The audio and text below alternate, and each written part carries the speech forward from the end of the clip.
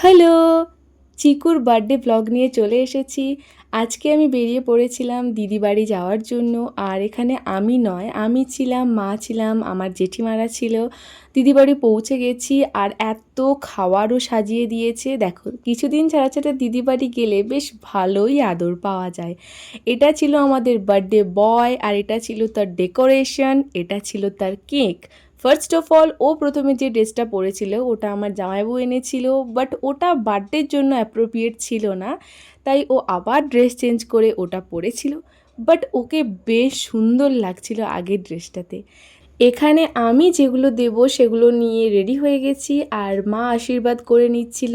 ওর পাশে যে বসে রয়েছে ওটা ওর কাকুর মেয়ে ছিল, মানে ওর বোনও ছিল।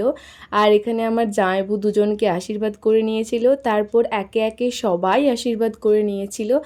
আর চিকু বার্থডের জন্য ভীষণ এক্সাইটেড থাকে। প্রতি বছর জামাইবু কাজের সূত্রে বাইরে থাকে, বাট ওর বার্থডে সেলিব্রেশনের জন্য ওর বাবা প্রতি বছর আসে।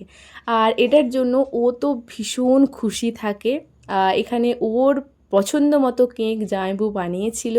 ও চেয়েছিল ক্রিকেট থিমের উপর যেন কেকটা হয়, আর সেরকমই বানিয়েছিল। তারপর তো ও গিফট আনবক্সিং করতে বসে পড়েছিল আর প্রচুর গিফট পেয়েছে, প্লাস চকলেট কত পেয়েছে সেটা একবার দেখো। আমাকে তো একটাও দেয়নি ও চকলেট। এটা নিয়ে ওর আর আমার মধ্যে রীতিমতো মারপিট লেগে গেছিলো।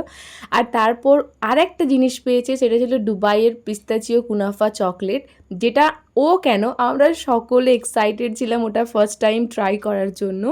সমস্ত গিফট আনবক্সিং হয়ে যাওয়ার পর আমরা গেছিলাম খেতে। আর মেনিউতে ছিল স্যালাড, ভাত, ডাল, আলু ভাজা, দই পটল, মাটন কষা, চিকেন কষা, চাটনি, পায়েস, পাঁপড়, মিষ্টি, অনেক কিছু ছিল।